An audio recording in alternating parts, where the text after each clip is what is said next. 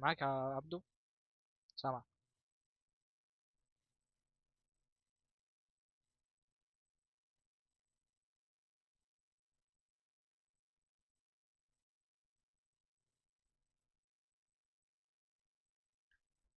عبدو ناصر، عندك أي سؤال قبل ما نبدأ؟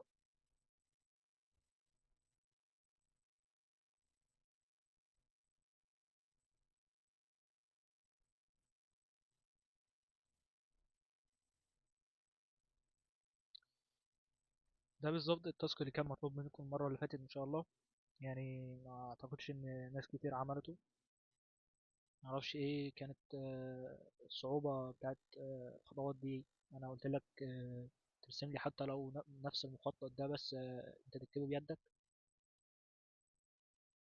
ده الملخص بتاع السيشن اللي فات. زي ما زمايلكم جاوبوا بعض الأسئلة. مرحلة الفيكسيشن دي المرحلة الأساسية اللي أنا بحفظ النسيج فيها من إنه يحصل له أبوبتوزس، أو خلية تأثر عليه، خلية تموت، خلية يحصل لها تعفن، البكتيريا تبدأ تعمل لها تآكل أو غيره.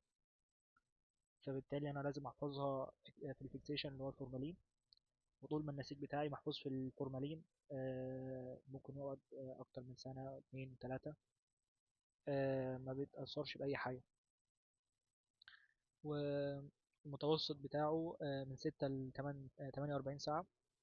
بتختلف عدد الساعات على حسب كتلة النسيج وكثافة الخلايا جوه النسيج. قلنا المتوسط بتاعها 24 ساعة. طبعا لو عندي نسيج، لو عندي عضو استئصال كلي أو استئصال نصفي أو غيره، ببدأ أشرح العضو بالمشرط، طولي أو عرضي على حسب النسيج اللي معايا. وببدأ أسيبه في الفيكسيشن عشان أوسع مساحة السطح اللي معايا، وبحيث إن الفيكسيشن يقدر يدخل بسرعة للنسيج، يبدأ يحفظه عشان ما يحصلش فيه أي مشكلة. مرحلة الديهيدريشن دي المرحلة الأساسية اللي أنا بنزع فيها المية، لأن طول ما المية جوه أنا مش هعرف أدخل بارافين واكس، وبالتالي مش هقدر أخلي النسيج معايا صلب عشان لما أجي أعمل له سكشننج يكون النسيج معايا صلب. طول ما المية جوه ففي نسبة مرونة جوه النسيج، فبالتالي أنا مش هقدر أعمل له سكشن. فالخطوة الأساسية إن أنا بنزع منها المية، والمية دي عامل من العوامل الأساسية إن النسيج يحصل له تعفن في البيئة الطبيعية. الزويلين، مرحلة الكليرنج. مرحلة الكليرنج دي هي مرحلة وسطية ما بين الديهيدريشن ومرحلة الانفلتريشن، عشان البرافين ما بيقدرش يدخل جوه الخلية في وجود الإيثانول. فبالتالي أنا عايز أعمل وسط يكون أورجانيك سولفنت، بيقدر يذوب الإيثانول وبيقدر يذوب البرافين. فبالتالي التايلين من ضمن اهم مميزاته انه كمان بيزود معايا الرؤيه، بيزود معايا رؤيه، بحيث انه بيشيل الشوائب، ولو في اي كريستالز جوه الخلايا هو بيطلعها من الخلايا. فبالتالي دي خطوه مهمه جدا لازم انت تعملها. بعد كده المرحله الاخيره اللي هي الفلتريشن، اللي انا ببدا ادخل الواكس بتاعي جوه النسيج. خلاص انا كده دخلت الواكس جوه النسيج. المفروض ان انا هبدا اكون معايا مرحله البلوك. مرحله البلوك دي، البلوك الهدف الاساسي منه اللي انا ابدا احتفظ بالنسيج في درجه حراره الغرفه.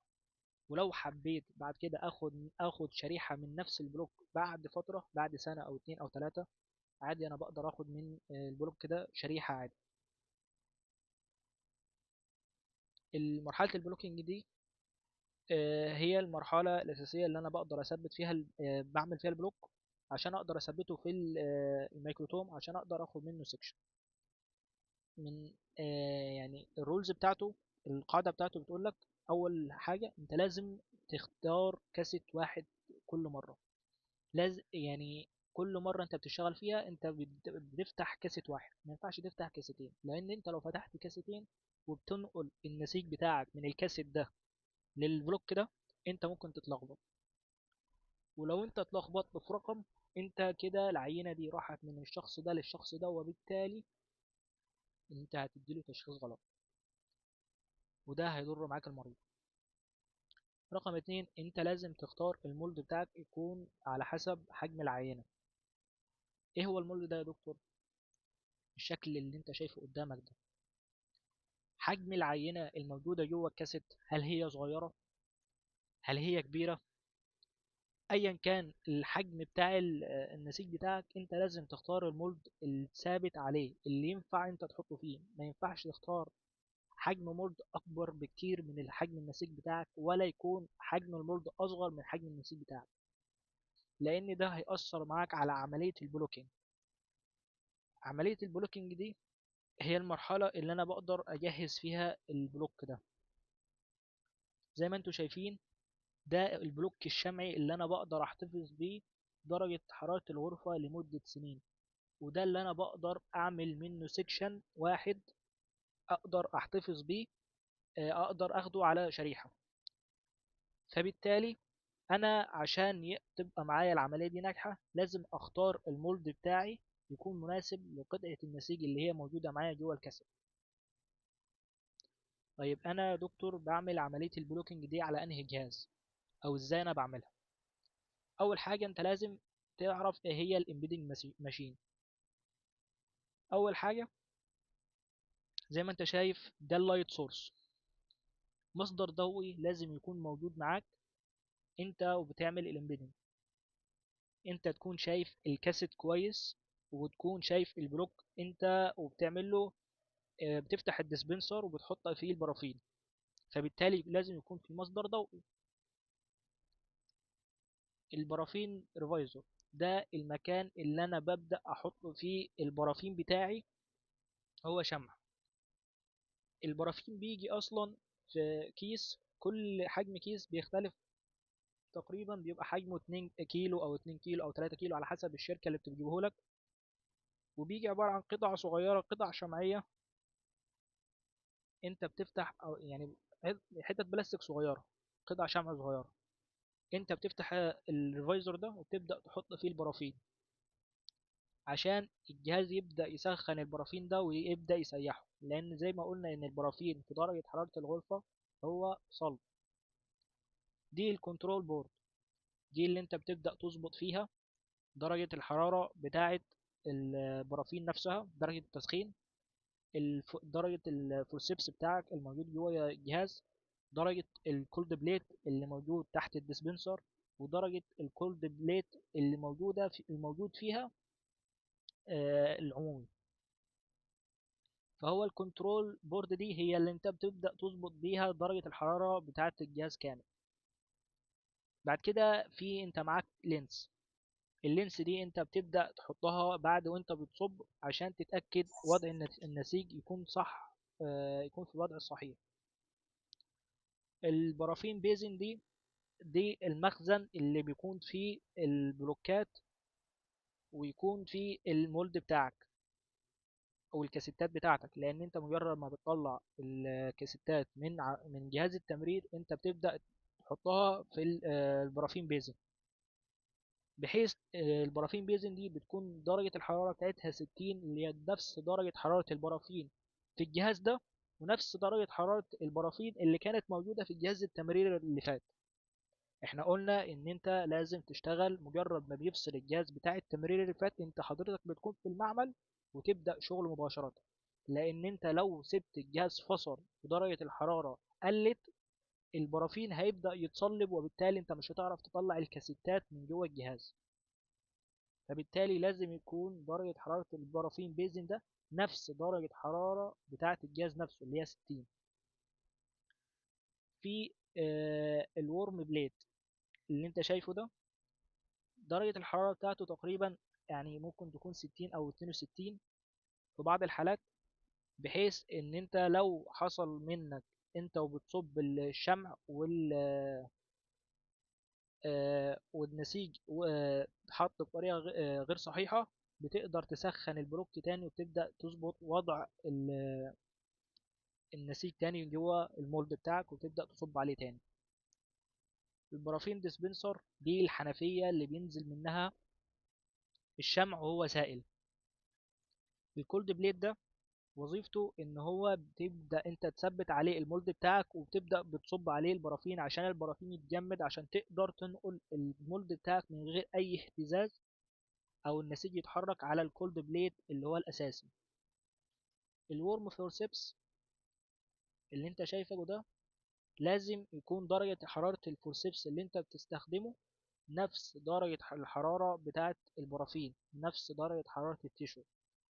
لأن الفورسيبس لو كان أقل منهم في درجة الحرارة، البرافين هيبدأ يتصلب على ال- الأطراف بتاعة الفورسيبس، وبالتالي انت هيعوق معاك في الحركة ان انت تقدر تنقل النسيج او تبدأ تثبت النسيج صح. ولو درجة حرارة الفورسيبس كانت عالية قوي هيبدأ يلسع في النسيج، وده هيبان في الصورة تحت الميكروسكوب، ان هيشوف ان في خلايا مشوهة بسبب درجة الحرارة. فبالتالي لازم يكون الفورسيبس نفس درجة الحرارة بتاعت النسيج عشان النسيج ما يلزقش فيه، وعشان هو ما يلزقش عليه برافين. فبالتالي البرافين ده هيبدأ مخه ما يخبط ويرجع على الجيم. الصوت يا ما شباب، عرفش يميز. اللي فاتح المايك يا شباب يقفله. فدي ببساطة المكونات الرئيسية بتاعة الامبيدنج ماشين. طبيعي ما يبقاش فيه لايت سورس عادي، مفيش مشكلة عادي، وطبيعي ما يبقاش فيه لينس عادي، مش مشكلة. بس أهم حاجة تكون موجودة في الجهاز ال- الأداة بتاعة التسخين بتاعة البرافين، والديسبنسر، والكولد بليت، وأهم حاجة الفورسيبس بتاعك يكون سخن، يكون نفس درجة الحرارة بتاعة البرافين. طب يا دكتور احنا عرفنا المكونات بتاعة الجهاز، احنا بنصب ازاي؟ اول واهم نصيحة ومعلومة لازم تاخدها، بتفتح كاسيت واحد في كل مرة. ما ينفعش تستخدم اكتر من كاسيت. لو اتبدلت معاك العينات انت هتطلع نتيجة غلط للمريض، انت هتضر المريض، هتشخص له غلط، كل اللي فات وكل اللي جاي قدام هيبقى مترتب غلط. فانت لازم تستخدم كاسيت واحد في كل مرة. رقم اتنين، هتبدأ تحط كمية صغيرة من البرافين في المولد بتاعك، وبعد كده بتبدأ تنقل النسيج بتاعك من الكاسيت زي ما انت شايف هنا، وتبدأ تنقله جوه المولد. ولازم لما تيجي تنقل النسيج جوه المولد لازم تنقله في نفس الاتجاه. القطعة العلوية اللي باصة ناحية السماء لازم تبقى باصة ناحية السماء وانت بتحطها في المولد، ما ينفعش تقلبها. انت لو قلبتها الدكتور اللي هو واخد القطعة دي ممكن يكون حاططها باتجاه هو قاصد انه عايز القطعة دي بالظبط، وهو عايز الاتجاه ده يطلع معاه في الشريحة عشان هو عايز يكشف على عرض معين في النسيج ده. فبالتالي انت ما ينفعش تبدل الوضع بتاع النسيج اللي معاك. خلاص انت اخدت شوية من البرافين في المولد وحطيت عليه النسيج، خلاص انت بتبدأ تنقل الجهاز المولد بتاعك على الكولد بليت، وبتبدأ بالفورسيبس بتاعك تبدأ تضغط عليه وتثبت النسيج جوه البرافين بتاعك. ولازم تضغط كويس عشان تثبت النسيج يكون لازق على المولد من تحت، لان لو النسيج بعيد شوية عن السطح اللي تحت ده هيتعبك بعدين في العملية بتاعة التوضيب او بتاعة الترمينج اللي هي قبل السكشننج على طول.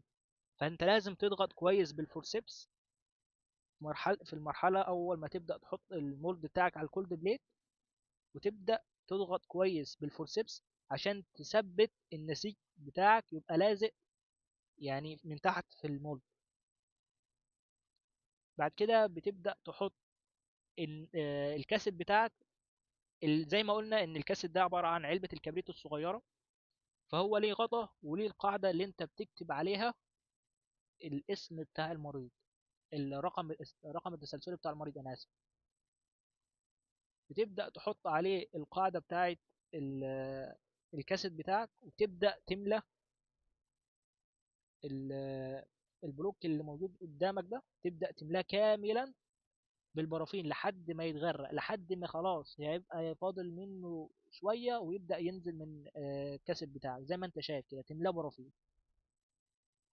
وبعد كده تبدا تنقل البلوك كامل ده، تحطه على الكولد بليت لحد ما يبرد.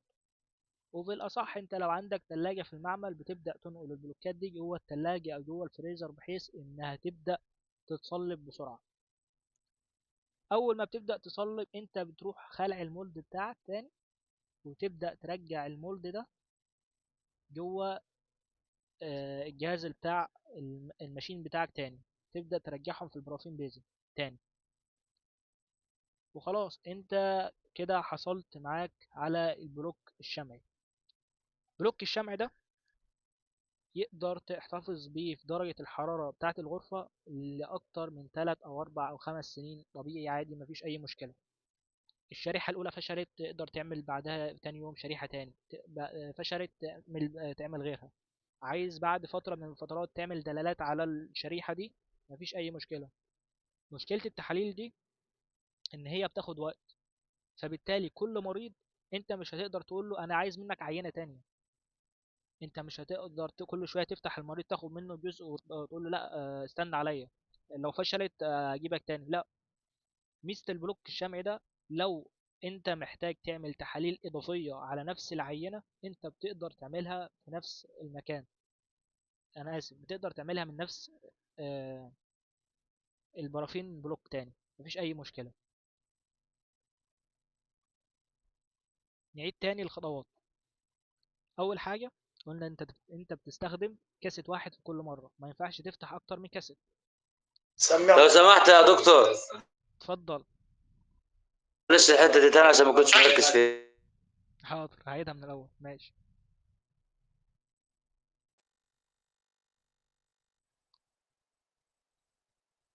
اهم واول نصيحة انت بتشتغل، ما ينفعش تستخدم اكتر من كاسيت، ما ينفعش تفتح اكتر من كاسيت في نفس المرة. ليه؟ لان انت لو فتحت اكتر من كاسيت العينات ممكن طبيعي تتبدل، وكلنا بنغلط، مفيش حد ما بيغلطش. فبالتالي لو العينة دي اتبدلت مع شخص تاني الشخص ده هيتشخص له غلط، وبالتالي انت ممكن بدل ما تضر شخص تضر شخصية. لو شخص سليم ممكن هو يديله ان هو اصلا العينة دي جاء بوزيتيف كنترول معاه، فبالتالي انت تقول له لا الشخص ده عنده ورم والشخص ده ما عندوش ورم، وبالتالي هو العكس. هتخلي الشخص السليم يدخل في مرحلة ثيرابي، ايا كان الثيرابي اللي هياخده، كيمو ثيرابي، راديشن ثيرابي، والشخص المريض مش هياخد اي ثيرابي، هيطلع من المستشفى يقول لك انا سليم، وبعد فترة هتتفاجئ ان في حصلت مضاعفات اكتر من الاول، وهيبقى مضروب. يا عالم بقى، ممكن تلحقه ممكن ما تلحقهوش. فانت لازم، واهم نصيحة معاك ان انت بتفتح كاسيت واحد في كل مرة. خلاص انت فتحت الكاسيت وشفت النسيج اللي جوه الكاسيت، هتختار له المولد المناسب ليه. قطعة الحديد اللي قدامك دي هتختارها بناء على حجم النسيج الموجود جوه الكاسيت. ما ينفعش تختار حجم اكبر من النسيج بكتير قوي، ما ينفعش تختار حجم اصغر من النسيج. في الحالتين انت مش هيطلع معاك بلوك كويس، وبالتالي مش هتعرف تخش المرحله بتاعه السكشننج. حتى لو دخلت مرحله السكشننج السكشن بتاعك هيبقى وحش، وبالتالي الشريحه هتبقى معاك بلا قيمه. خلاص انت كده اخترت المولد بتاعك بناء على حجم النسيج الموجود معاك. تاخد المولد وتبدا درجه حراره المولد ده بالمناسبه هو بيكون موجود في الجهاز، بتبقى درجه الحراره بتاعته نفس درجه حراره البرافين اللي هو 60. بتبدأ تصب شوية برافين صغيرين، وتبدأ تحطهم تحت الديسبنسر على طول، وبتبدأ تنقل القطعة بتاعة النسيج من الكاسيت اللي موجود معاك في المولد. اتجاهها لازم يكون نفس الاتجاه، ما ينفعش تبدل في الاتجاه بتاعها، تقلبها الناحية التانية أو تغير في الزاوية بتاعتها. تمام. بعد كده بتبدأ تنقل المولد بتاعك من تحت الديسبنسر على طول، تبدأ تحطه على الكولد بليت. وتسحب الفورسيبس بتاعك. الفورسيبس بتاعك بتبدأ تدوس كويس على النسيج عشان تبدأ تخلي النسيج يبقى ملابس السطحية بتاعة المولد. عشان لو النسيج مش ملامس سطحية المولد أو جزء ملامس وجزء مش ملامس سطحية المولد، ده انت هيتعبك في عملية الترم عشان تكشف النسيج كويس. ده هتفهمه بعدين في مرحلة السكشن. فأنا بقول لك انت لازم تثبت النسيج بتاعك كويس في الأرضية. خلاص كده انت البرافين اتصلب بالنسيج مسك في المولد. بتاخد المولد بتاعك وتبدأ تحط عليه القاعدة بتاعت الكاسيت بتاعتك، اللي بيبقى مكتوب عليها الرقم التسلسلي بتاع كل مريض. زي ما احنا شرحنا ان كل مريض بيبقى ليه رقم تسلسلي في المعمل. تحط القاعدة بتاعت الكاسيت على المولد بتاعك، وتبدأ تملى البروك كامل، تملاه شمع لحد خلاص ما يبقى خلاص اتملى على اخره. بعد كده بتنقل المولد كامل وبتحطه على الكولد بليت، او الكولد بليت بتاعك عليه عدد كبير من البلوكات. انت بتنقل البلوكات اللي مسكت شويه نفسها وتبدا تحطها في الفريزر او في الثلاجه. بعد حوالي 30 دقيقه لحد ما تتاكد ان المولد بتاعك البلوك بتاعك مسك نفسه، خلاص انت بتبدا تخلع المولد عن البلوك بتاعك، وترجع المولد في الجهاز تاني في البيزن برافين، في البرافين بيزن، وتحتفظ بالبلوك الشمعي ده. البلوك الشمعي ده بيبقى ليه مخزن. انت بتبدا تحط فيه زي ارشيف كده، انت بتبدا تحط فيه العينات بتاعتك بالترتيب. زي ما احنا قلنا احنا بنمشي برقم تسلسلي ليه؟ عشان لما تيجي تحفظ البلوكات بتاعت الشمع دي، انت لما تبقى داخل تجيب عينة، انت محتاج العينة رقم 21 في سنة 25. انت خلاص داخل هتفتح اول درج، العينة 21 في سنة 25، انت عارف انت داخل تجيب ايه. كل سنة بيبقى ليها مثلا درج او ليها دولاب او ليها ارشيف معين، انت عارف انت بتعمل ايه.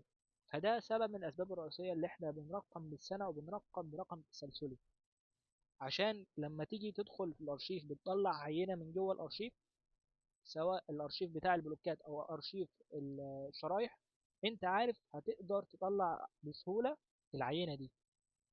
ما تتعبش انت وبتدور، وما تتعبش وانت وبتسجل المريض. ميزة البلوكات بتاعت الشمع زي ما قلنا هي صلبة في درجة حرارة الغرفة، وبتقدر تحفظها لمدة سنين في درجة حرارة الغرفة. فبالتالي الأرشيف بتاعك إن أنت مش محتاج تحطه في درجة حرارة مختلفة، يعني تنزل درجة الحرارة، ترفع درجة الحرارة غيره. هو في درجة حرارة الغرفة هو بيتعامل مع نفسه، يعني ما بيحصلوش أي مشكلة. حد عنده أي مشكلة في اللي فات أعيده تاني؟ بصراحة يا دكتور، بس معلش، هو السيشن مسجلة بس عشان فاتني الحتة بتاعت البرافين امبيدنج دي. أنت لسه داخل؟ أنا داخل من شوية بس يعني كنتش فاهم الحتة بتاعت البرافين امبيدنج، هي مسجلة بس إيه اللي مش فاهمه أنا هعيده لك تاني، مش مشكلة عادي. ولا الحتة بتاعت الجهاز برضو الجزء بتاع القطعة الحديدية دي. طيب ده القطعة الحديدية اسمها مولد. تمام. هي دي الأساس بتاعت بناية البلوك بتاعك. انت بتختار القطعة الحديدية دي اللي هي المولد بناء على حجم النسيج اللي انت بتفتح فيه الكاسيت. انت بتفتح الاول حاجة قلنا انت بتفتح كاسيت واحد. مجرد ما بتفتح الكاسيت ده انت بتشوف حجم النسيج اللي موجود جوه الكاسيت بتاعك، وبتبدأ تختار بناء عليه المولد اللي هو القطعة الحديدية دي بناء على الحجم ده. ما ينفعش تختاره كبير قوي عن الكاسيت، ما ينفعش تختاره قليل قوي، لانه ده يعني هيطلع معاك سيكشن وحش، انا اسف بلوك وحش. فبالتالي في السيكشن هيبقى النسيج بتاعك طالع وحش آه، في الشريحه بتاعتك. فبالتالي ده هيديك بور مورفولوجي، وهيقول لك الدكتور هيطلب منك شريحه كمان. فبالتالي البلوك ده مش هينفع، فتضطر تعمل بلوك تاني، وده بيبقى صعب ان انت تعمل بلوك تاني. تمام. انت خلاص فتحت كاسيت واحد. ثواني اوصل الشاحن معلش.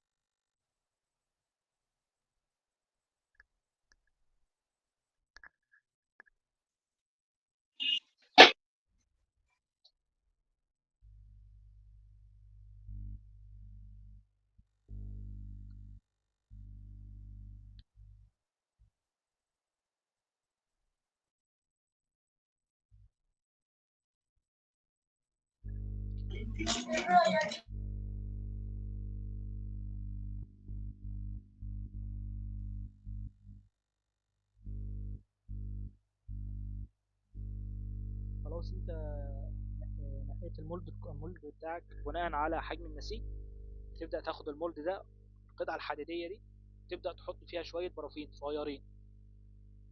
خلاص انت حطيت فيها شوية البرافين دول، وبتبدأ تنقل النسيج بتاعك للقطعة الحديدية دي. لازم يكون اتجاه النسيج نفس الاتجاه اللي كان موجود في الكاسيت.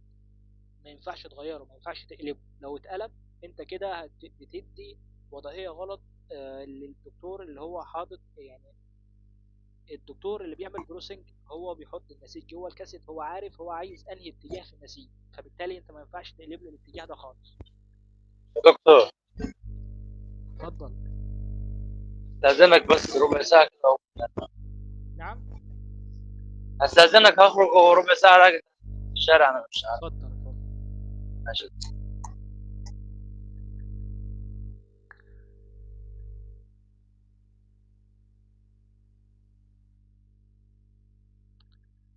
كمل.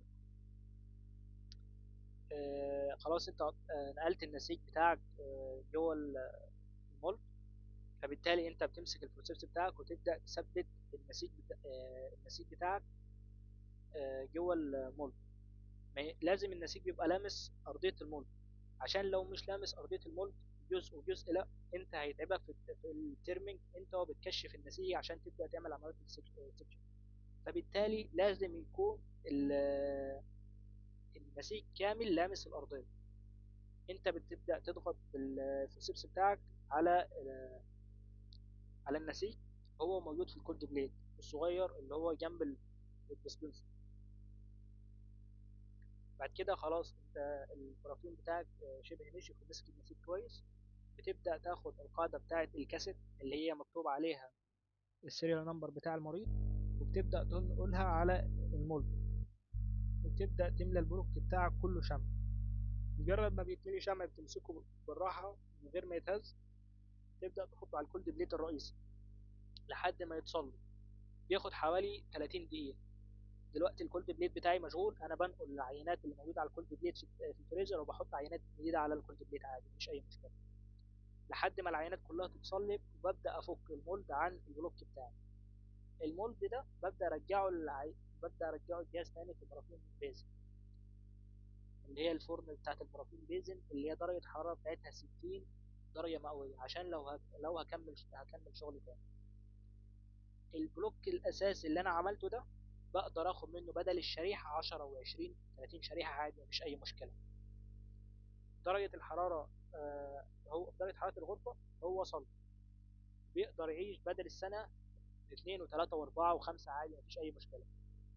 بعد ما بخلص شغلي ببدا اشيل البلوكات دي، ببدا اشيلها في الارشيف. بعد عمليه السكشن انا ببدا اشيل البلوكات دي في الارشيف.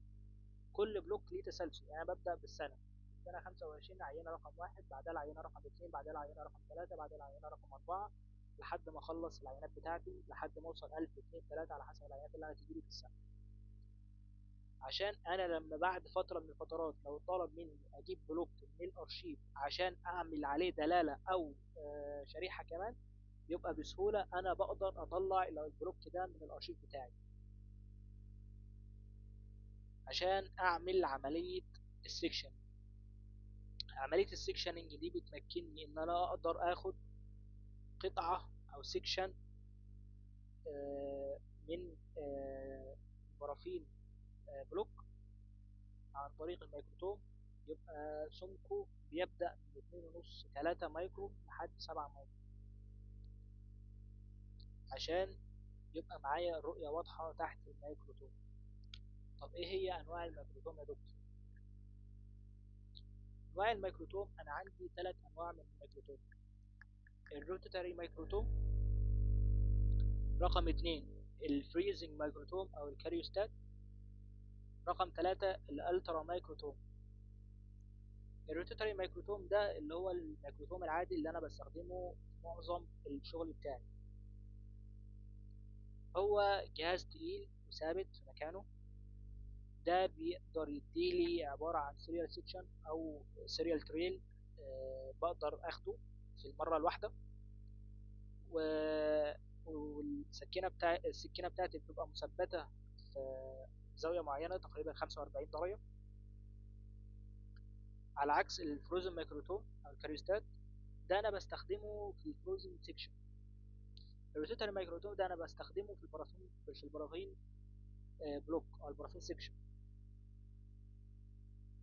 الكاريوستات ده ليه وضع خاص، انا بقدر لازم يبقى الجهاز الميكروتوم بتاعي مثبت في حجرة، والحجرة دي متوصل عليها انبوبة CO2، ودرجة الحرارة بتكون سالب ما بين سالب 20 لسالب 30، وبعض الحالات بتوصل سالب 40 لو كان النسيج بتاعي غني بالدهن او بالدهون او الليبت. الالترا مايكروتوم ده عبارة عن هو ميزته انه اوتوماتيك، بيديني سيكشن رفيعة خالص، عشان السيكشنز دي انا بقدر اشوف بيها بعض العضيات او بعض تركيب العضيات الموجودة جوه الخلايا. يعني في الروتيتري مايكروتوم والكاريوستات مايكروتوم، الروتيتري مايكروتوم انا بقدر اشوف شكل الخلية وشكل النوايا بتاعت الخلية وشكل ترتيب الخلايا في النسيج، على عكس الالترا مايكروتوم ده السكشنز اللي طالعه منه هو بيشوف بعض اجزاء العضيات الموجوده جوه الخليه. فهو بيمكن الالترا مايكروتوم بيمكنني ان انا اقدر اخد سكشنز رفيعه قوي عن اللي فات عن اللي فات. الميكروتوم اللي انا بستخدمه الميكروتوم العادي، حد فيكم يعرف مكانه البسكوت؟ بالظبط زي مكانه البسكوت، في يد في الجنب ده هي اللي انت بتجرب ما بتلفها هي اللي بيبدأ تنزل البلوك هولدر ده بينزل لتحت، عشان في الشريحة قدام هنا في بليد في شفر، سكينة نايف انت بتبقى مثبتها عند درجة 45. البليد بلاتفورم في هنا الهولدر بتاعها اللي انت بتبدأ تفتح الهولدر يمين او شمال، تبدأ تفتحه وتطلع النايف بتاعتك وبتبدل النايف بتاعتك.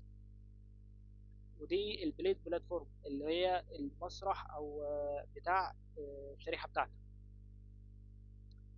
وده البلوك هولدر او التشك زي ما بيقولوا، انت بتبدأ تثبت فيه البلوك بتاعك هنا ناحية النسيج اللي هو طلع اللي كان لازق في المولد بيبقى لبره، والكاسيت الاساسي اللي بيبقى عليه الرقم بيبقى هو القاعدة الاساسية اللي انت بتركبه هناك. يعني التشك ده عبارة عن المراية بتاعة الكاسيت، عشان هو الكاسيت بيقدر يمسك هنا. هنا السكشن سيكنس كنترول دي عبارة عن البكرة اللي أنا بتحكم فيها في حجم السكشن أو سمك السكشنز بتاعتي. الروتاتري ويل هنا العجلة بتاعة الميكروتوم بتاعي، عشان أبدأ أول ما أبدأ ألف العجلة دي الشك ده بيبدأ يطلع وينزل على النايف، فبيبدأ يعمل لي سيكشن كامل. أول ما ينزل كده عمل سيكشن، هو طالع يعمل سيكشن، هو نازل يعمل سيكشن، هو طالع يعمل سيكشن. تمام. ايه شغل ازاي انا بقدر احصل على سيكشن او تريل من الميكروتوم بتاعي؟ اول حاجة انا ببدأ اخد البرافين بلوك بتاعتي وببدأ احطها في التلج لمدة 10 دقايق، عشان كل ما بتزداد درجة صلابة البرافين انا بقدر احصل على سيكشن بصورة ممتازة، ما يحصلش فيه اي تكسرات او اي تشوهات. فبالتالي انا لازم انزل درجة الحرارة بتاعت البرافين عشان يتصلب اكتر. خلاص انا حطيت البرافين بتاعي في التلج لمدة 10 دقايق، ببدأ اسحب بليد او نايف من الشرايح اللي موجوده معايا، وببدا احطها في الميكروتوم. خلاص انا كده حطيتها في الميكروتوم، قفلت عليها، وحطيت الحمايه بتاعتي اللي هي اللي لونها مختلف دي، لونها وردي. خلاص انا كده ثبت الزاويه بتاعتي عند 5 درجات. وببدا احط البلوك بتاعي. انت وبتحط البلوك بتاعك طول ما انت ما بتستخدم البلوك، طول ما انت بتستخدم الجهاز ما بتعملش فيه سيكشن، انت لازم تكون قافل الحمايه دي. لان النايف او الشفره البليد اللي انت بتستخدمها دي حاده لدرجه انت لا تتخيلها، ممكن تاذيك، فانت لازم تبقى قافل الحمايه. المفروض ان انت بتبدا تظبط السكنس بتاع السكشن بتاعك على حسب ما انت محتاج. اول حاجه انت بتعمل حاجه اسمها ترمي او تكشيف. انت مش ضامن ان يكون النسيج بتاعك كاملا بقي مكشوف من ناحيه السكشن، من ناحيه المولد بتاعك. فبالتالي ممكن يكون في بعض الشمع في المولد من تحت. فبالتالي اول حاجه انت هتاخدها من النسيج بتاعك عباره عن برافين وتيشو. فبالتالي انت لازم تعمل حاجه اسمها تيرمينج دي بتكون ما بين 10 مايكرون ل 20 مايكرون على حسب حجم النسيج اللي معاك. حجم النسيج يسمح لك ان انت تاخد 20 مايكرو مره واحده كذا مره، خلاص تعمل تيرمينج عند 20. حجم النسيج صغير قوي في حالات زي الكور او الحالات اللي جايه سيتولوجي، وانت عملت لها شويه عملت لها بلوكينج بعدين. فبالتالي مش هينفع معاك ان انت تستخدم 20، هتستخدم على 10 مايكرو. خلاص انت بتبدأ تشيل الحماية بتاعتك، وبتبدأ تمسك الفرشة، وبتبدأ تعمل ترمينج. خلاص انت كشفت النسيج بتاعك، خلاص اللي موجود قدامك هيطلع تريل. بتبدأ تظبط السكشنز بتاعتك على السكنس بتاعها يكون ما بين 2.5 أو 3 لحد 7. المتوسط يكون 4 و5. الناس بتفضل 4، تشتغل على 4 مايكرو ماشي، تفضل تشتغل على 5 مفيش مشكلة. بس في بعض الحالات لازم تشغلها 3.5 في حالات معينة زي الكود. 3.5 ما ينفعش تزيد عن كده. بتبدأ تستخدم اليد، بتدور الميكروتوم، هيبدأ يطلع لك سيريال زي ما انت شايف زي كده. بتبدأ تاخد في البداية تمسكه بالفورسيبس أو بالفرشة أو غيره، وبتبدأ من يد ماسكة أول السيريال ويد ماسكة آخر السيريال، وبتبدأ تنقلهم على الووتر بان. الووتر بس ده درجة الحرارة بتاعته بتكون 25 درجة مئوية، وانت ساعات ناس بتحط فيه نسبة جليسرين. خلاص انت حطيت السكشنز بتاعتك على الووتر باس، بتبدأ تجيب الشريحة بتاعتك وتنزلها بزاوية 45 درجة، وبتبدأ تسحب التريل ده على الشريحة بتاعتك. انت لو شايف ان في واحد ما فيهوش مشكلة، انت بتبدأ تطلعه بره الشريحة. انت ممكن تاخد واحد بس على الشريحة، ممكن تاخد الأربعة دول مثلا. الأربعة دول ممكن كاملا لو الشريحة تسعهم تاخدهم الأربعة، تاخدهم الأربعة مفيش أي مشكلة. لو أنت مش عاجبك الأولاني ومش عاجبك التالت، أنت بتبدأ تفصل الأول عن والتالت وبتاخد التاني، مفيش مشكلة. عاجبك التالت بتفصل الأول والتاني وتاخد التالت. أنت بوجهة نظرك شايف إن الأول والتالت وحشين، أنت عايز التاني، خلاص أنت بتفصلهم بالنيدل اللي معاك، وبتبدأ تاخد التاني على الشريحة بتاعتك. انت شايف الاول والرابع وحشين، بتبدا تفصل الاول والرابع وتاخد التاني والتالت على الشريحه، مفيش اي مشكله. خلصت الشريحه بتاعتك، بتبدا تحطها على هوت بليت. هوت بليت ده درجه الحراره بتاعته تقريبا 55 او 45، نفس درجه الحراره بتاعت الوتر بان، لحد ما الشريحه بتاعتك تنشف. نشفت، هتبدا تدخلها في مرحله الستين اللي هي السيشن اللي جاي. بس الاول خلينا نعيد على السكشنز تاني. السكشننج زي ما قلنا بيكون بالميكروتوم العادي. اللي هو الميكروتوم اللي انا الروتيتري ميكروتوم اللي انا بستخدم فيه البلوك بارافين، اللي انا لينا سيشنين بنشرح ازاي تعمل بلوك البرافين بتاعك. الميكروتوم بيتكون من ايه؟ بيتكون من التشك اللي هو البلوك هولدر، والبليت بلاتفورم، المزرع بتاع الشريحة، والروتيتري ويل، والسكشن سيكنس كنترول، البكرة اللي انت بتبدأ تظبط منها السيكنس بتاع السكشن بتاعك. طب ايه الخطوات بالظبط؟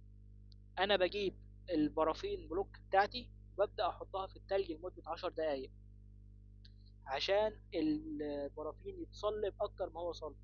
عشان كل ما زادت درجة صلابة البرافين انا بقدر اخد سيكنس او سيكشنز كويسة خالص، اقدر احملها على الشريحة.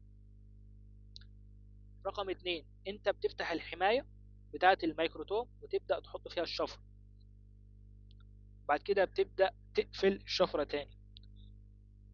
درجة الزاوية بتاعة الميكروتوم بتاعة الشفرة بتكون 5، هي متعدلة وثابتة في الجهاز 5. بس في بعض الأجهزة أنت بتعدل الدرجة الزاوية دي على حسب السيكنس بتاع الميكروتوم بتاعك اللي هو السكشن اللي أنت هتاخده. بعد كده بتبدأ تحط البلوك بتاعك في التشك. التشك دي بيبقى مراية من الكاسيت ده، بيبقى هو اللي بيمسك، هو بيمسك اساسي في الكاسيت.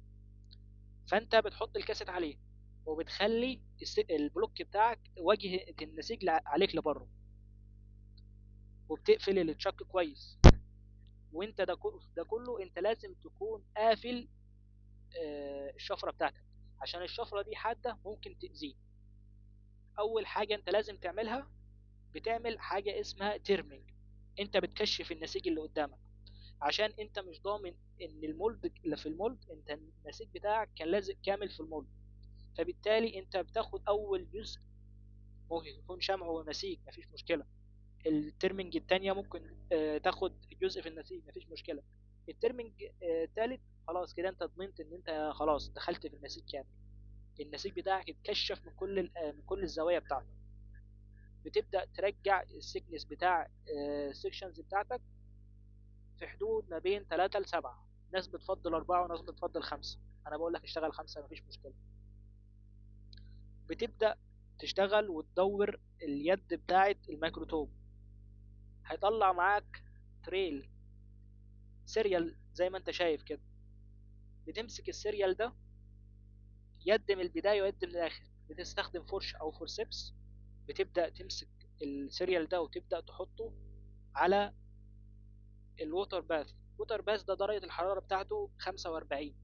ناس بتستخدم الووتر باث ده بتحط فيه مية بس، وناس بتحط فيه مية وجليسرين على حسب البروتوكول بتاع المستشفى. وبتبدأ تحمل التريل ده او السكشنز دي، بتبدأ تحملها على الشريحة. طبعا انا مجهز لكم فيديوهات بشغل الكلام ده، ثواني اوريه لكم.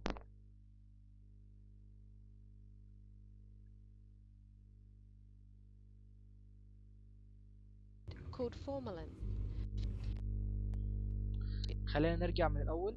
ده فيديو بيشرح فيه معظم العمليات بتاعت Have you ever wondered how we get a piece of tissue onto a glass slide ازاي so that we can بتجهز view it down the الشريحة microscope? اللي Well, انت I'm لازم going to تحطها take you تحت through the تحطها تحت processing الميكروسكوب. techniques and the slides so that we Tissues have been taken from the body. For example, العينة a بتجيلك suspicious mole, a من ruptured العمليات. appendix, or even a cancer. Microscope. specimen accessioning. This is حاجة part انت of what is بتكتب الريبورت called the بتاعك، pre-analytical وتبدأ procedure. تاخد بيانات المريض وتبدأ Tissue تديله specimens سيريال are نمبر. received in the diagnosis and the history about the patient, along with the description of the tissue that came from the patient's body. After the patient details have been identified with their name, date of birth, and identification number, تبدأ the تتعرف على specimens البيانات، are accessioned تبدأ by تديله giving them a lab سيريال number نمبر اللي هو that اللاب is نمبر. unique for each patient and will يبقى ده identify عبارة each عن specimen أو for the patient in the رقم مميز أو histology فردي لكل laboratory. عينة موجودة معاك.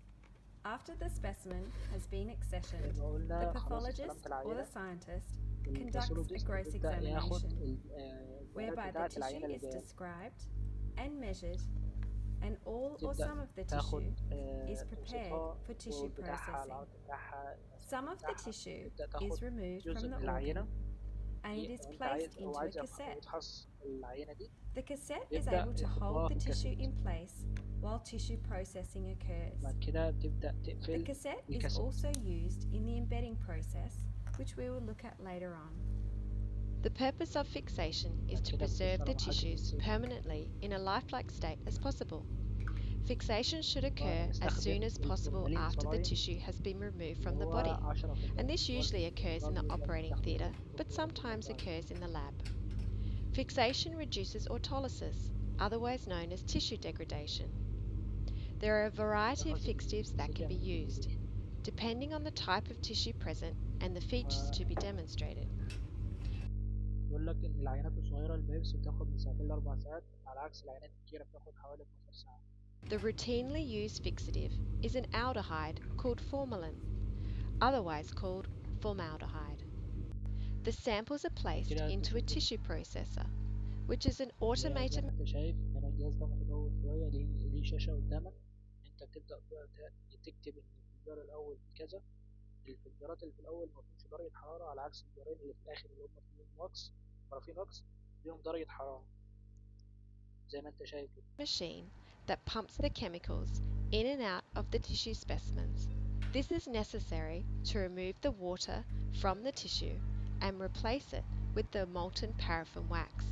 The molten paraffin يقول لك الخطوة الأساسية من الكلام ده اللي أنا بقى من التيشو بروسيس، اللي أنا ببدأ أطلع المية من جوه النسيج وببدأ أدخل مكانها البرافين. wax will eventually set hard so that a microscopic section can be prepared. بعد كده بدخل على عملية الامبيدنج ستيشن.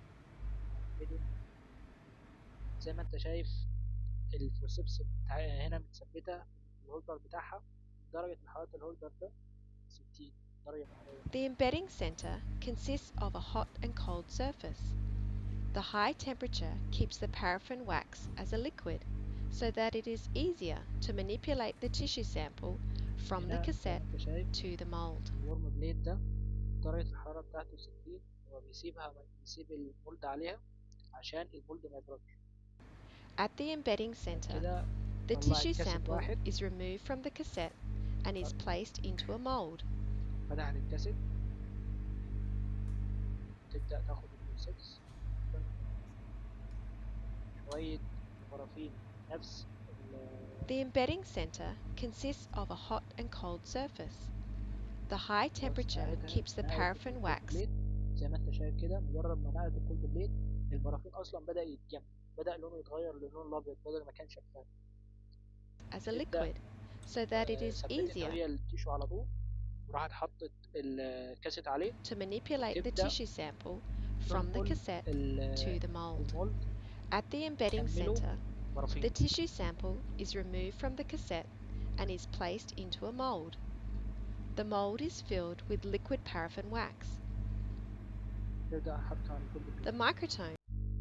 خلاص كده السكشن بتاعي جاهز. خلاص انت بتبدأ البلوك بتاعي انا جاهز. خلاص انت بتبدأ تشيل المولد من على البلوك بتاعك وتبدأ ترجع المولد في مكانه وتبدأ تاخد البلوك. Is a bit like the deli slicer at the grocer's. This instrument has a very sharp. انت اهو الحماية، لازم قبل ما انت تستخدم الجهاز، انت طالما مش بتستخدم الجهاز تبقى قافل الحماية. خلاص انت هتبدأ تعمل عملية السكشننج، تبدأ تكشف knife that enables a very thin section of the tissue sample to be cut as thin as a piece of paper. It is very important to follow the safety guidelines and know how to use the roll bar and the safety lock on the microtome. The very thin sections that are cut form a ribbon of approximately 4 to 5 sections of tissue. These sections can be floated out onto the water bath. The warm water in the water bath allows any wrinkles or creases in the tissue section to be smoothed out, so the section is nice and flat. The section can then be picked up from the water bath and placed onto a glass slide. Once the section كده المفروض ان انت جهزت الشريحة بتاعتك اللي هي المفروض هتخش على الصباغة. الصباغة مش وقتها دلوقتي، ففي حد عنده اي سؤال في اللي فات قبل ما نكمل؟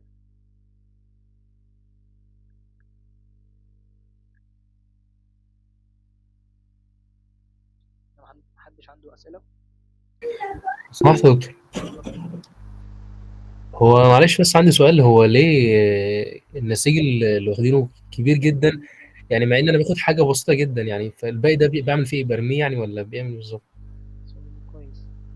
انت ممكن الشريحة دي انت عملت عليها تحليل، انت عملت عليها دلالة معينة او استخدمته للمورفولوجي بشكل معين، انت طلب منك تعمل على نفس العينة دلالة تانية، او ايا كان العينة دي مثلا فشلت معاك الشريحة دي لأي سبب، باظت، الشخص ده هياخد البلوك ده ويروح لمعمل تاني يعمل شريحة تانية، فبالتالي انت مش هتجيب المريض وتقول له لا انا عايز منك عينة عشان اخش المراحل اللي فاتت دي كلها.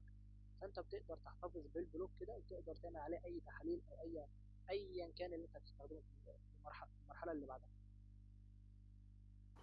طب لو هو مثلا عضو كامل، مثلا بمعنى هو اخد استأصل عضو كامل، هو كده الوظيفه بتاعته خلاص كده انتهت ومش هينفع يرجع تاني، صح كده؟ بالنسبه مثلا لاستئصال العضو كامل بيبقى في اعضاء، مش عايز اقول لك انها اعضاء شبه غير اساسيه، بس مثلا زي البريست مثلا بيبقى فيه استئصال كلي، اليد والرجل بيبقى استئصال كلي، الطحال ممكن يبقى استئصال كلي، الكبد بيبقى استئصال جزئي. الأعضاء الأساسية اللي ما ينفعش يستغنى عنها الجسم هو بيبقى فيها استئصال جزئي لو العضو ده تم تدميره بالكامل، لكن هو ما بيعملش استئصال كلي للعضو يعني من بابه نص. مش أي مكان يقدر يقول لك أنا أعمل منه استئصال كلي أو استئصال جزئي. هو ممكن يقول لك أنا بطلع العضو ده، بطلع منه، طلعت الجزء ده عشان الجزء ده أصلا تلف وما ملهوش فايدة، فأنت خد اعمل لي تحاليل على العضو ده، شوف على الجزء ده شوف تلف ليه.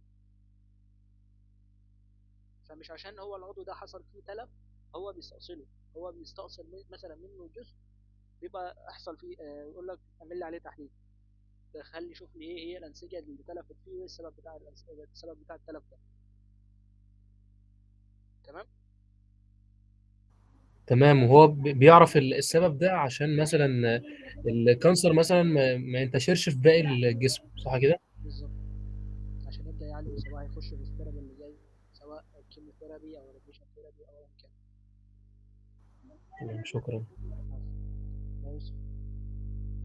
بعد إذنك يا دكتور، هو النسيج لما بيتحط دلوقتي في الأرشيف، هل كده الخلايا بتاعته تفضل تستمر في الانقسام ولا بتقف؟ لا طبعا وقفت، الفورمالين قلنا هو بيقتل العمليه الحيويه، بيوقف العمليه الحيويه. عشان كده انا لما قلت لك ان الفورمالين ما ينفعش استخدمه في الكالتشر. تمام.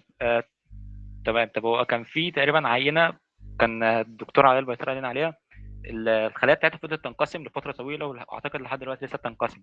مفيش مشكله، بس انت ما بتستخدمش معاه الفورمالين، عادي عادي جدا. مم. يعني طالما ما اتحطش عليها فورمالين هي هتستمر عادي. بالظبط، يعني هي بتنقسم عادي طالما انت حافظها في يعني حاططها في فيكسيشن، يعني غير الفورمالين بتبقى تنقسم عادي، مفيش اي فيها، ملهاش اي مشكله، مفيهاش اي فيها اي مشكله. تمام. شكرا يا دكتور. طب هتواصل معايا يا يوسف، عايزك بعد السكشن عشان تمام حاضر.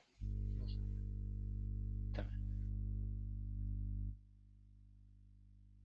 في حد عنده اي اسئله يا شباب؟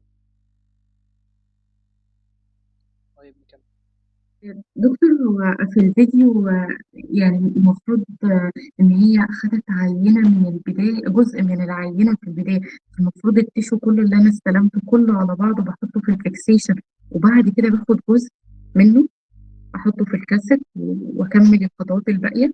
انا شرحت النقطه دي، انا قلت ان الموضوع ده بيختلف من بروتوكول لبروتوكول المستشفى.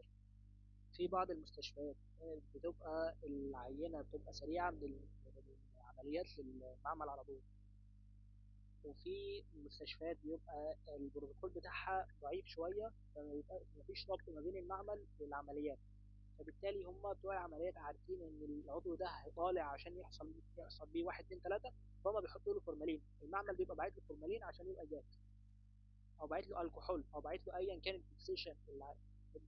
العينات العمليه بتبقى مبلغه مثلا من بالليل، انا داخله 1 2 3 ومحتاجه 1 2 3 منها. انت العينات دي مطلوب منها ايه بالظبط؟ على حسب الطلب. العينات دي داخله تخش يطلع منها بلوكات برافين، هيبعتوا لها فورمالين. مبعوث عشان تخش كاريوستات فروزن سيكشن، بيبقوا باعتين لها الكحول. داخله الترا مايكروتوم بيبقى باعتين لها بلوتر دهاي. على حسب هي العينات دي اصلا جايه في ايه، هم بيعطوا لها السوائل دي على حسب الفيكسيشن دي عشان هم يحفظوا فيها العينات. وبعد كده بيبعتوا العينه كامله بالسائل، ما فيهاش اي مشكله. أصل هي مش خدت غير جزء واحد بس، يعني جزء صغير كده من العينة كلها. بالظبط. هو ده كفاية؟ كفايه جدا. مم. كفايه جدا. انا مم. بحتاج اصلا من الجزء اللي طلع ده، انا بحتاج من 3 ل 4 مايكرون عشان اعمل شريحه. يعني انا كمان مش هستخدم الجزء ده كله الموجود في البلوك. هو عبد الرحمن بيقول لي انا البلوك كامل ده عملته خدت منه شريحه سمكها يعني 3 4 5 مايكرون 7 مايكرون لاقصى حد على الشريحه. طيب البلوك كامل ده هعمل له ايه؟ هو يستخدم بعد كده في حاجات أخرى. بستخدمه في حاجات اخرى. ممكن ما استخدموش اصلا، ممكن اعمل الشريحه دي، ممكن ما استخدموش تاني. تمام. فهو على حسب انا محتاج ايه. تمام. تمام. نكمل. نخش على الفروزن سيكشن او الكاريو سيكشن. انا بستخدم فيه اللي هو الفروزن ماكروتوم او الكاريو ستاف. ايه هو الفروزن سيكشن ده؟ عباره عن ماكروتوم عادي بيبقى محطوط جوه غرفه. درجه الحراره بتاعتها يعني سالب 20 لسالب 30. في ناس وفي بعض الحالات بتبقى سالب 10 أو سالب 20 حسب نوع النسيج اللي معاك. تبقى متوصلة بأنبوبة اسطوانة فيها CO2 لأغراض زي التثبيت بتاع التيشو، وتبدأ تعمل لي دايركت ريفريز عشان تبدأ تجمد لي النسيج بصورة سريعة، بصورة مباشرة. أنا بستخدم الفروزن سيكشن عشان أعمل رابيد مايكروسكوب أنالايز، عشان أبدأ أشخص العينة اللي قدامي موجودة بشكل سريع. لو مريض حصل له انتكاسة واللي عايزين يعرفوا الانتكاسة دي جت بناء على ايه، مش هيدخلوا في مرحلة أنا لسه هاخد منك عينة وابدأ أدخلها في المراحل اللي فاتت. الفيكسيشن هياخد له من 6 ل 12 ساعة. من 6 ل 12 ساعة. عملية التيشو بروسيسنج هتاخد لها 9 ساعات. السكشننج والبلوك ممكن ياخد له ساعة. فاحنا بنخش يعني لو المعمل شغال 24 ساعة فالعينة مش هتخلص قبل 48 ساعة بالظبط على بال ما تخلص كل المراحل. فهو لو المريض ده حصل له أي انتكاسة، هما بيستخدموا الكاريو سيكشن عشان يشخصوا هو الانتكاسة دي حصلت ليه. لأن زي ما قلنا زي ما هشرح لكم إن الفروزن سيكشن ده يعني بيحصل ما بين 20 ل يعني من تلت ساعة لنص ساعة بأقصى حد. ميزة إضافية في الكاريو سيكشن، انا بيقدر يحتفظ بالكيميكال نيتشر اللي موجوده جوه النسيج، على عكس السكشن العادي. عشان الفورمالين نفسه يبدا يتدخل مع المواد الكيميائيه اللي موجوده جوه النسيج، هو بيدمرها. فبالتالي مش هتبقى الكيميكال نيتشر موجوده جواها، فما يقدرش المعمل يقدر يتعرف عليها، على عكس الفروزن سيكشن هنا بيقدر يتعرف عليها. هو ليه مميزات وليه عيوب، ممكن عيوبه اكتر من مميزاته. الكاريو سيكشن هو البروسيدر دي اسمها كاريوستات، وبتبقى الميكروفون موجود في حجرة اسمها حجرة تبريد او في الفريزر. طيب انا ازاي بعمل الكاريو سيكشن ده؟ الكاريو سيكشن دي انا بجيب حاجة اسمها ميتال تيشو ديسك، وببدأ أحط فيها السيرجيكال سبيسمن، تبقى جايالي فريش، جايالي من العمليات، ما محطوطش عليها أي فيكسيشن. وببدأ أحط الجل بتاعي حواليها زي كده، ببدأ ألف الجل حوالين العينة. الجل ده اسمه Optimal Cutting Temperature Compound اللي هو ال OCT. ده بيتكون من بولي إيثيلين جلايكول والبولي فينايل الكحول. وده الكثافة بتاعته نفس كثافة التيشو، بيتجمد مع التيشو، يعني ما يتجمدش قبل التيشو ما يتجمدش بعد التيشو، بيتجمد مع التيشو عشان ما يحصلش أي مشكلة في النسيج اللي معايا. في بعض الأجهزة الجديدة أنا بقدر أستخدم بقدر آخد سكشن عند 4 مايكرومتر. الأجهزة الموجودة حاليا، احنا لسه ما وصلناش لنفس التقدم ده، بس الأجهزة الموجودة حاليا أنا بقدر آخد عليها سكشن من 8 ل 12 مايكرو. وده الثيكنس ده عالي قوي عشان الرؤية البصرية، فبيقيس معايا الرؤية البصرية، لأن بيحصل زي اوفرلاب من الخلايا تحت الميكروسكوب، ما بيقدرش يشخص مورفولوجي. ده من ضمن العيوب بتاعة الكاريو سيكشن، ما بيقدرش يشوف التركيب الداخلي للخلايا بشكل منظم. هو بيقدر يحكم لك المرض رجع ولا ما رجعش، الانتكاسة دي بسبب السرطان أو مش بسبب السرطان، بيقول لك اه او لا، بس ما يقدرش يشخص لك نسبه، ما يقدرش يشخص لك مورفولوجي.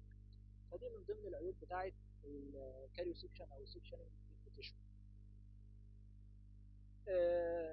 انت الاو سي تي ده مجرد ما بتحطه حوالين ميتال ديسك هو بيبدا يتصلب، مش يتصلب، يبدا يعني يحصل له عمليه فروزن، ينزل درجه الحراره بتاعته ما بين -20 ل -30 في معظم الانسجه.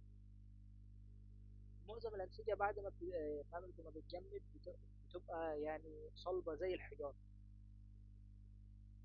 أنا بحتاج في بعض الأنسجة إن أنزل درجة الحرارة دي عن -30، ببدأ أنزلها ل -35 أو -40 عشان الأنسجة الغنية بالليبيد والفات درجة الحرارة بتاعتها بتبقى لسه ما اتجمدتش عند -20 أو -25. أنا ببدأ أنزل درجة الحرارة عن كده شوية عشان تبدأ تتصلب وتبقى زي الصخر عشان أقدر آخد منها سيكشن. طيب ايه هي مراحل الخطوات بتاعته؟ انا قلت هو عبارة عن نفس الميكروتوم بس مثبت بحجرة يعني حجرة فريزر. انا ببدأ اثبت الميتال ديسك بتاعي، ببدأ اثبته في الشفط، وببدأ اشيل الحماية بتاعة الشفرة. مجرد ما بشيل حماية الشفرة ببدأ اقفل الازاز بتاع الميكروتوم وابدا ادور العجله من بره. مجرد ما بدور العجله دي خلاص كده طلع معايا. بيحصل هنا في نفس القطعه دي بيبقى موجود في زي سيكشن واحد، على عكس السيكشن بتاع الميكروتوم العادي بيطلع لي تريل، بيطلع لي سيريال من سيكشنز دي، بقدر اخدها وابدا انقلها في الوتر باث. هنا لا، هنا انا باخد السكشن مباشرة على الشريحة. الشريحة بتكون موجودة في درجة حرارة الغرفة عادي، فمجرد ما انت بتحط الشريحة على المكان بتاع السكشن السكشن بتاعك، السكشن بيلزق على الشريحة، فانت بتبدأ تاخد الشريحة مباشرة وتبدأ تحطها في الكحول. انت بتحط الكحول هنا بيعتبروه فيكسيشن، ما بيعتبروش ديهيدريشن. مجرد ما بيحطوها شريحة في الكحول بيبدأ يدخلوها على طول على مراحل الستين، فبيوفر عليهم المراحل اللي فاتت دي كلها، التيشو بروسيسنج والفيكسيشن، كل اللي فات ومرحلة البروسيسنج وكله. فهو بيوفر. طب ايه هي العيوب بتاعته والديس ادفانتج بتاعته؟ العيوب والمميزات. من ضمن المميزات بتاعته ان هو زي ما قلنا هو بيحتفظ بالكيميكال نيتشر اللي موجوده جوه الانسجه والخلايا. وانت بتقدر تجهز الشريحة في خلال من 10 ل 20 عشان تخش في العمليات اللي بعدها زي الصباغ. في خلال 10 او 20 دقيقة انت خلاص كده الشريحة بتاعتك جاهزة. طبعا العيوب بتاعته زي ما قلت هي عيوبه اكتر من مميزاته. اول حاجة البور مورفولوجيكال كواليتي، المورفولوجي بتاعي ضعيف، انا ما بقدرش اميز الخلايا تحت الميكروسكوب، فبالتالي انا الحكم بتاعي يا لا المرض ده الانتكاسه دي بسبب الكانسر مثلا او لا. طيب هل ده نوع الكانسر ايه؟ ما اقدرش احدد نوع الكانسر. طيب هل في مشكله تانية في الخلايا؟ لا ما اقدرش احدد. انا بقدر اقول لك ان الخلل ده حصل بسبب المرض ده او ما حصلش، يا لا. ما بيقدرش يحكم في اكتر من كده. بيقلل معايا ريزوليوشن. الريزوليوشن بتقل معايا بسبب ان انا ببدا اخد السكشنز بتاعتي المتوسط بتاعها من 8 ل 12. من 8 ل 12 مايكرون دي انا بيحصل اوفرلاب معايا في الخلايا، فبالتالي الخلايا دي بتأثر على الرؤية بتاعتي. لما بتكون أكتر من طبقة موجودة فوق بعضها فالرؤية ما بتبقاش واضحة تحت الميكروسكوب بعد ما بصبغ الخلايا دي. رقم 3 السبيشال ستورج نيدز. الأنسجة اللي معايا دي أنا ما أقدرش أحطها في فيكسيشن قبل ما أنا أدخلها في مرحلة السكشن، فبالتالي أنا عشان أحفظ الأنسجة دي أنا بحطها في فريزر عند -30 أو -40 عشان أقدر أحفظ الأنسجة دي إنها ما يحصلش فيها تعفن. لأن أنا طالما خدت النسيج بتاعي، عملت الشريحة بتاعتي، ما أقدرش يعني ما اقدرش ارمي النسيج، لربما ان يكون حصل خلل في الشريحه، او الدكتور يطلب مني دلاله تانية او غيره او شريحه تانية. فبالتالي انا لازم احتفظ بالنسيج في درجه حراره -40 و -30. فبالتالي برضه بتبقى فتره معينه، يعني ما بقدرش احتفظ بيها سنه او 2 او 3. انا بقدر احتفظ بيها الفتره وبعد كده بتخش مرحله اعدامه بسبب ان يكون ممكن حصل فيه اي تلف.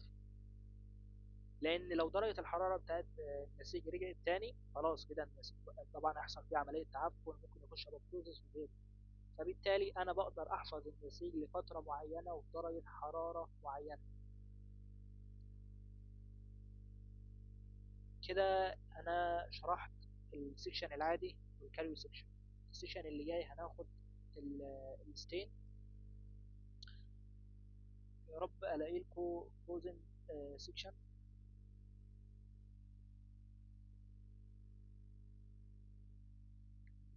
مش فاكر انهي فيديو بصراحه.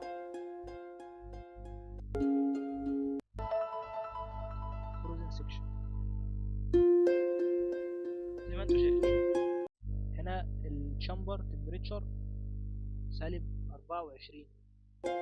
التشاك فريزر درجة الحرارة بتاعت الخارجية آسف اللي هي الكويك فريزر تمبريتشر، درجة الحرارة اللي بينزل لها بسرعة النسيج تكون عند -36 أنا آسف.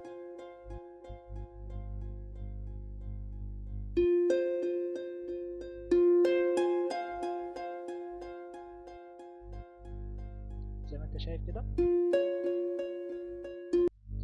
انا بقدر احصل على سيكشن واحد، ما بقدرش اخد اكتر من سيكشن. خلاص كده انا السيكشن جاهز معايا، وابدا افك الحمايه واخد شريحه وابدا الزق الشريحه على السيكشن بتاعي.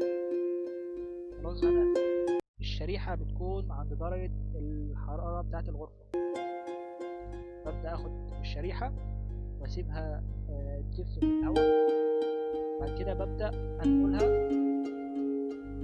للكحول مباشره. هنا يعني الفروزن سيكشن بيقول لك انا يعني هو بيحدد تشخيص مباشر بس ما بيقدرش يحدد المرض ليه او الاسباب بتاعته عشان المورفولوجي بتاعه ما بيبقاش كويس.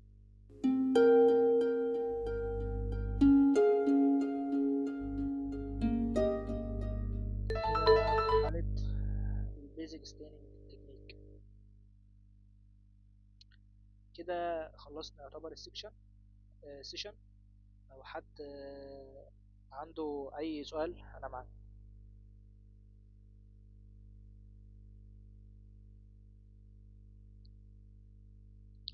ما تنسوش يا شباب تسجلوا حضور.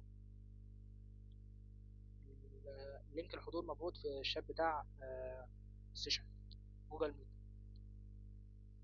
حد عنده اي سؤال يا شباب؟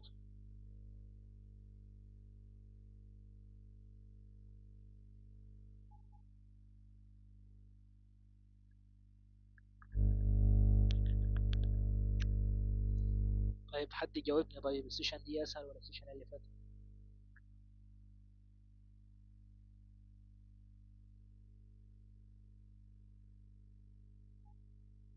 طيب انا صوتي واضح الاول ولا لا؟ انا حاسس ان انا بتكلم، انا قاعد في صحراء بتكلم لوحدي. تمام واضح يا دكتور. هو السيشن دي صراحة يعني غزيرة شوية بالمعلومات. هو من ساعة ما بدأنا في الجزء العملي فهو ما شاء الله يعني ممتع أولا، وبس الفكرة اللي هو إيه، بس يعني في شوية معلومات كده محتاجة بس الواحد يربطها مع بعض كده ويسمعها تاني إن شاء الله وتثبت يعني. مع الشغل في العمل لما تنزل تدريب بيدك هتلاقي ان كل ده ثابت واحد معاك. يا رب. اتفضل يا كريم. والله يا دكتور حضرتك شرحك جميل جدا يعني، وبالذات الفيديوهات كمان بتوضح أكتر يعني الكلام. الشغل ده عملي فمحتاج فعلا فيديو يوضح يعني. شكرا كريم. طيب حد عنده اي سؤال سواء في السيشن ده او السيشن اللي فات؟ حد عنده سؤال في السيشن؟